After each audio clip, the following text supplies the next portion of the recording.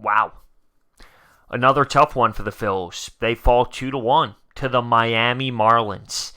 Chase Utley's retirement. It was a blast. It was a ball. The place was popping. Citizens Bank Park was unreal. It was loud. It was crazy. The atmosphere was there to beat down on a bad squad. We didn't do that. No, we didn't do that. We just wasted an Aaron Nola performance. Now, granted, he's going up against the Miami Marlins roster who suck. Let's be real. They're not a good team. But for how Aaron Nola has pitched so far this season, I don't care who he does this against. This was an outstanding outing. He gives us 8 strong innings. He strikes out 10. He allowed 1 earned run, and he only walked 1 player. He was very solid. He had his stuff tonight. He missed a location which gave them a 1-0 lead when Holiday hit a homer, and we responded with a steal home by Roman Quinn when Bryce Harper stole second base. They gunned it down to second base when it was first and third, and Roman Quinn stole home. And guess what? That was her only offensive production of the night. That was the only time we were able to score a run. That was the only time. But we had so many chances. So many chances. Now, we lost the lead in the 6th when it was a first and third situation for the Miami Marlins, a ground ball to Scott Kingery, and as he's trying to get the ball out of his glove to his hand to throw it to home, he bobbled it, and it was an error. But I don't know if he was going to get the guy out at home anyway. It would have been a bang, insane play. It sucked because he bobbled it on the transition from the glove to the hand, but I really don't know if Scott Kingery would have made that play at home plate to begin with, to be completely honest with you. It would have been such a tough play. And from there, it just wasn't enough. The Phillies weren't able to overcome it. So in the 4th inning, we had bases loaded, Bryce Harper up, and he hit a bomb that was just shy of a home run. In the 5th, Reese on second. He gets a leadoff double, 0 outs, leadoff double. Guess where he stays? Second base. We didn't even move him over once. In the 7th, Reese was on second with 2 outs. In the 8th, first and third, 2 outs. Sean Rodriguez gets the nod over Michael Franco, which is okay with me. I mean, that just tells you where Michael Franco really is with this organization. You go with Sean Rodriguez, both horrendous options. I'm not saying one is good and one is not. They're both bad options, but I'm okay with going with Rodriguez over Franco. I mean, why the hell not? He ended up striking out on a full count anyway with a blistering fastball right by him down the pipe. And in the 9th, Bryce Harper was 2 inches shy of a home run to tie the ball game, and Jay Bruce, with Rhys Hoskins on, had a chance to hit a walk-off home run, and he popped up a hittable pitch, such a hittable pitch out of the yard. He popped it up in foul territory right behind first base-ish, a little bit to the right of first base. The chances were there, and we just didn't execute. 2 of 12 with runners in scoring position. We weren't able to get anything across the board except for a stolen base home. Ay. And here's the worst part about it. Tomorrow, Vin Velasquez is your starter. The next day, De Los Santos is your starter. So this was an opportunity for the Phillies with their ace on the mound to get a win against a horrendous Miami Marlins team. And we fell 2-1. So what does that set up for the rest of this series? Oh, this is terrible. We're 39-36. We lose 5 straight baseball games. And realistically, I don't know which game we're going to win in this series at this point. I have no faith in those pitchers. None whatsoever. Now, keep in mind the Marlins really do stink. I mean, they only scored 2 runs. But I don't trust that pitching. That starting pitching the next 2 nights. And I don't trust this offense.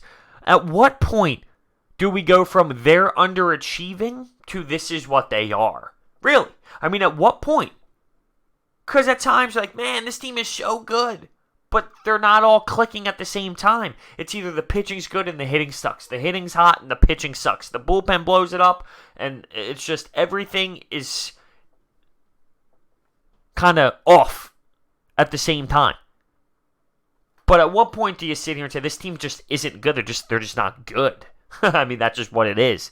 And when it rains, it really does pour. For example, that Bryce Harper Grand Slam, that goes out, I would say, 80% of the time in that ballpark in the middle of June, at the end of June. Both of them, the Grand Slam and the one in the ninth. If we were playing that one game against Arizona where the ball was leaving the park literally every single swing, no brainers. And that would have been a grand slam and a solo shot. But that's what happens when you're in this type of slump. Nothing goes your way. Absolutely nothing whatsoever goes your way. And we are witnessing it. Now, the Braves lost to the Nationals, but that doesn't make me feel good, to be honest with you. I'm not worried about the Nats, the Braves, although the Nats are getting hot. I'm worried about the Phillies. There's something wrong with the Phillies, and I wonder if we lose this series, will there be a mix-up? And I'm not talking Gabe Kapler, because realistically, I don't see that happening. I'm not a Gabe guy. I don't see that happening. But will a hitting coach get fired? Will someone within the organization get fired to light a spark under someone's asses? Under someone's ass. Gene Segura was getting booed.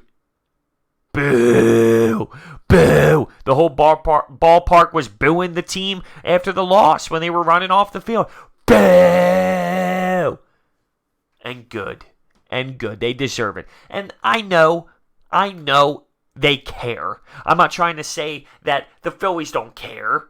They're not trying. They're all trying. The problem is they're trying too hard. They're holding on to the bats too tightly. They're trying to make these perfect plays. They're too tense. But that's what happens. This isn't a normal stretch of bad baseball throughout a year. This is like a concerning stretch. Teams go through bad little things here and there. You lose 2, 3 in a row. You get swept here and there, but you bounce back. This is an absolute tear of abysmal baseball. And one thing I heard on the post-game show on the radio when I was leaving my buddies where I watched the game, you can't win championships, obviously, in June, July, but you can lose them. You can lose them. You can go on a stretch that's so bad that doesn't help you out at all in the long run and will be a factor in why you don't make a run into the postseason. You can lose playoff runs in May, June, July. You can't win them, though. And right now, it looks and feels like August of last year.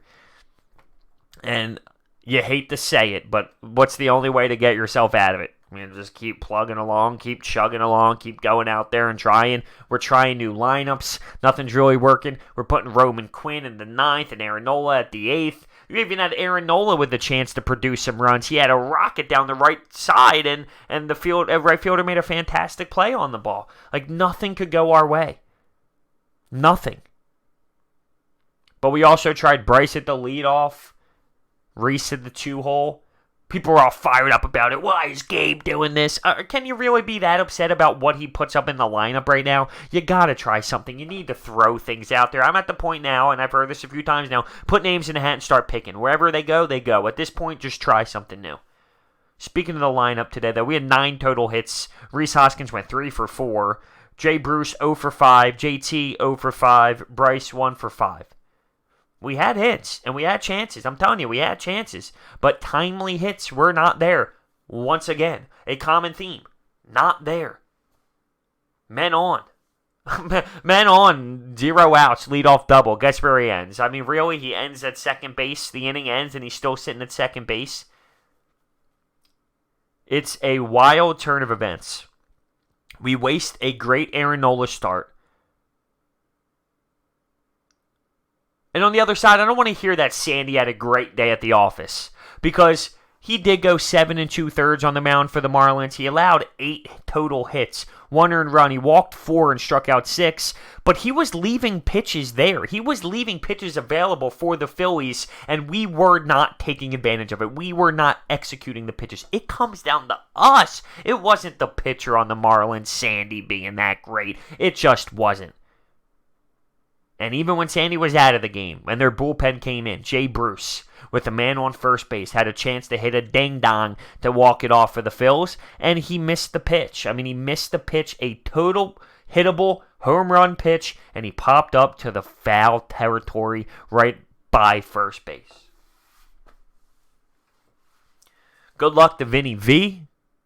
Good luck to De Los Santos. I don't know if they're going to get run support. I don't know if they're going to be able to get through this Marlins lineup. You would think at some point something's got to give, and you keep just plucking along. 10 strikeouts for Nola. He goes 8 innings.